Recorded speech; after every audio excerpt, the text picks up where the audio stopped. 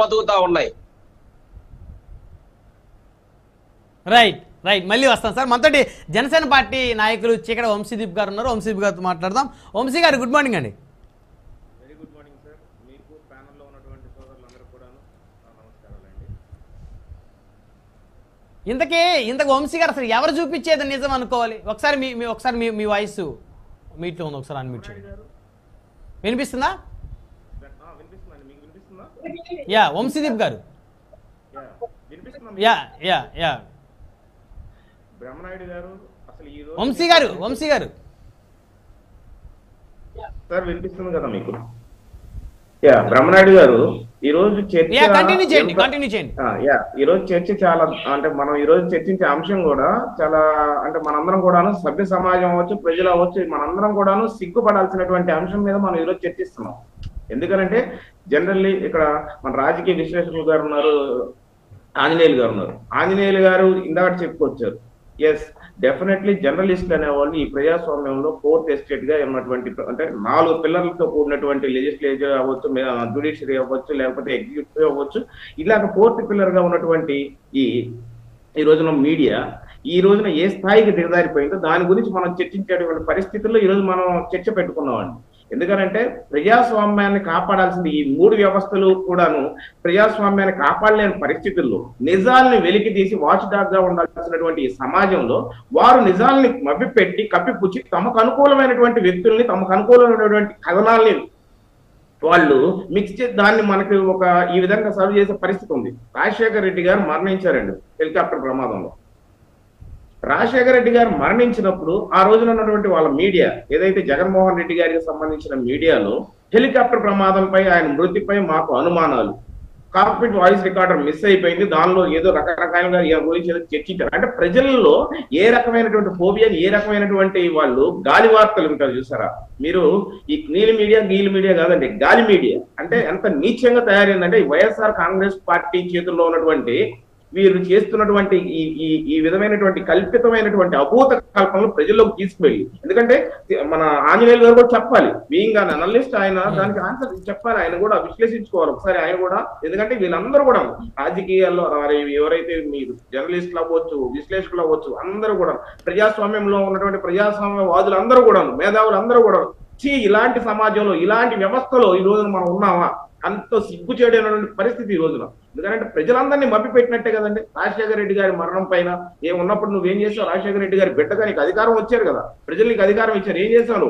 ఆ రోజు రాజశేఖర రెడ్డి గారి మరణం మీద మాకు రిలయన్స్ మీద, మాకు అంబానీ మీద, రిలయన్స్ మీద, మాకు ఆయన మృతులు మాకు అన్నావు. మరి నువ్వేం చేసావు?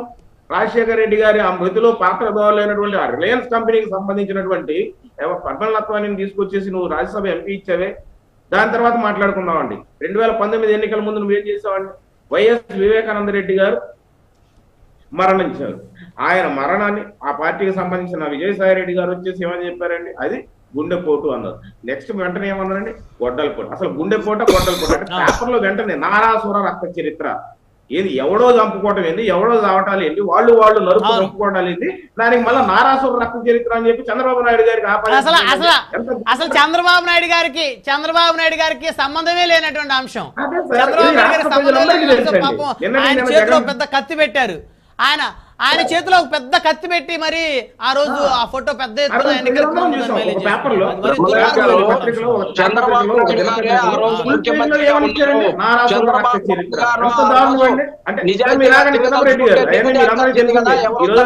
ఈ రోజు నారాసుర రక్త చరిత్ర అంటే సిబిఐ వాళ్ళు నేరుగా నారా వారి ఇంటికి వచ్చి ఉండేవాళ్ళు. సిబిఐ వాళ్ళు ఎక్కడికి వెళ్తున్నారండి? సిబిఐ వాళ్ళు ఎక్కడికి వెళ్తున్నారు సార్? జస్వీ అంత దారుణమైనటువంటి పరిస్థితులు ఈ రోజు రాష్ట్ర ప్రజలు ఉంది. రాష్ట్రంలో ఉన్నటువంటి పాలన సాగిస్తున్నారు. ఆటవిక పాలన, రాక్షస పాలన, హత్య రాజకీయాలండి రాష్ట్రంలో. ఇప్పుడు ఎవరైతే అంబేద్కర్ గారు రాసిన రాజ్యాంగం నడుస్తుందో లేకపోతే రాజారెడ్డి రాజ్యాంగం నడుస్తుందో రాష్ట్రంలో ఎక్కడ చూసినా అవినీతి, అక్రమాలు, ఎక్కడికక్కడ హత్య రాజకీయాలు. ఇందాక దళితులు సోదరులు మాట్లాడుతూ ఉన్నారు.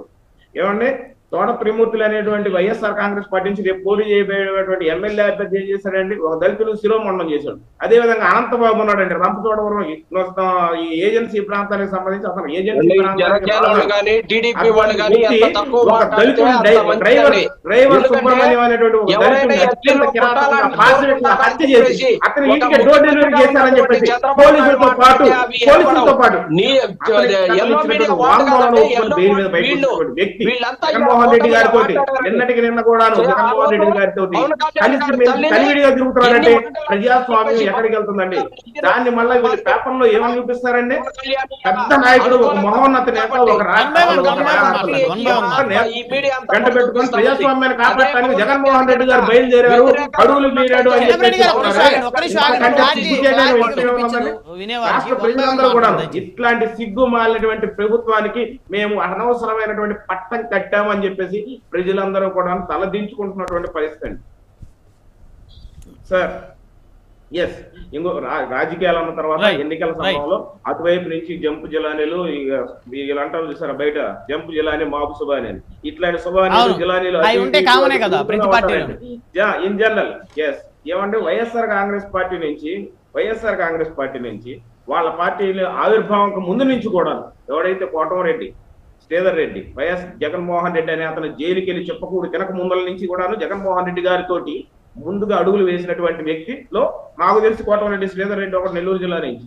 మరి ఆ కోటమిరెడ్డి శ్రీధర్ రెడ్డి పార్టీ నుంచి ఎందుకు వెళ్ళిపోయాడు ఎమ్మెల్యేగా ఉన్నటువంటి వ్యక్తి? ఉండవల్లి శ్రీదేవి ఏమైంది?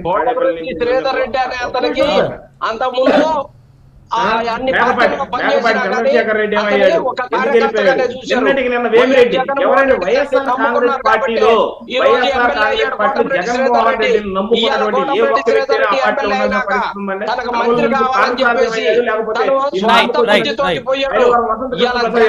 జనసేన పార్టీకి సంబంధించిన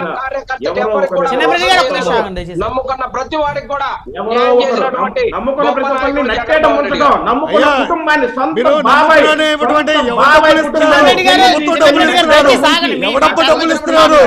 జగన్మోహన్ రెడ్డి జాగీర్లో తీసుకొచ్చిస్తున్నారా? ఎవరు డబ్బులు ఇస్తున్నారు? మాట్లాడితే నమ్మినోడిని నమ్ముకున్నోడికి న్యాయం చేస్తామంటే ఎవరు డబ్బులు ఇస్తున్నారు? మీరు ప్రజాధనం ఇస్తున్నారు. ప్రజాధనానికి మీరు జవాబుదారీ. ప్రజలు మీకు అధికారం దేనికి? రాష్ట్రాన్ని పాలించమని దాని గురించి మాట్లాడుకుంటే ఏదేదో మాట్లాడతారండి. ఎవరో ఒకరిద్దరు చోట మోట నాయకులు వెళ్ళిపోయారండి. కిరణ్ గారు చిన్నప్పటిగా దయచేసి అందరూ ఆగండి, ఒక్క నిమిషం. వన్ బై వన్ మాట్లాడదాం, సమయం తక్కువ ఉంది, దయచేసి ఆగాలి. One by one. సరోజ గారు పార్టీలో చేరినప్పుడే ఆవిడికి సముచితమైనటువంటి స్థానాన్ని ఇవ్వడం జరిగింది. ఆవిడ ఏనాడు పార్టీ జెండా పట్టుకోపోయినా గతంలో ఉన్నటువంటి ట్రాక్ రికార్డ్ ఏదైతే ఉందో కాకినాడ మేయర్ గా పనిచేసింది అనే ఉద్దేశంతో ఆవిడికి రాష్ట్ర కమిటీలో ఆవిడికి స్థానం కల్పించడం జరిగింది. నాకు తెలిసి నేను దాదాపు జనసేన పార్టీ అవ్వచ్చు, పవన్ కళ్యాణ్ గారి నాయకత్వం అవ్వచ్చు, 16 సంవత్సరాల నుంచి నేను పవన్ కళ్యాణ్ గారితో ట్రావెల్ చేస్తూ ఉన్నాను. ఆవిడికి పూర్తి స్థాయిలో పార్టీలో స్వేచ్ఛను ఇవ్వడం జరిగింది. ఆవిడికి బాధ్యతను అప్పచెప్తే నేను ఆవిడని మేజర్ ఈవెంట్స్ లో తప్పనిచ్చి, అంటే అధ్యక్షుడు వచ్చే కార్యక్రమాలకు తప్పనిచ్చి, గ్రౌండ్ లో ఏ రోజు కూడా ఆవిడ పార్టీ కోసం పనిచేసిన దాఖలాలు లేవు. ఐఎమ్ ఛాలెంజింగ్ అన్నారు. సరే, ఆవిడ పక్కన పెడదాం. కొన్ని చోట్ల కొంతమంది నాయకులు మనం ఇచ్చే పరిస్థితి లేదు సార్. జగన్మోహన్ రెడ్డి గారి మీడియా ఏం చూపిస్తుంది అంటే ఒక కార్పొరేటర్ స్థాయి వ్యక్తిను, ఒక గ్రామ స్థాయి వ్యక్తిను వీళ్ళని తీసుకెళ్లిపోయి వాళ్ళు ఎంపీలు ఎమ్మెల్యేలు అంటే వాళ్ళు పెద్ద వేమిరెడ్డి ప్రభాకర్ రెడ్డి లేకపోతే సజ్జల రామకృష్ణారెడ్డి లాంటి ఈ స్టైల్లో చూపించుకొని వాళ్ళు ఎలివేట్ చేసుకుంటా ఉంటారు. ఎందుకంటే వాళ్ళకి ఇంకా పాపం వాళ్ళకి ఇంకా ఇప్పుడు ఉన్నటువంటి పరిస్థితుల్లో ఎవరెళ్ళినా వైఎస్ఆర్ కాంగ్రెస్ పార్టీ వాళ్ళు ఏమని చూపిస్తారంటే వాళ్ళకి పెద్ద దేశీయ నేత ఒక మోడీ గారి రూపంలోనే కనపడతారు. ఎందుకంటే వాళ్ళు ఇప్పుడు ఓడిపోయే పరిస్థితిలో ఉన్నారు. రాష్ట్ర ప్రజలందరూ కూడాను వైఎస్ఆర్ కాంగ్రెస్ పార్టీని రాష్ట్రం నుంచి తరిమి కొట్టేదాలని చెప్పేసి ఈ రోజున డిసైడ్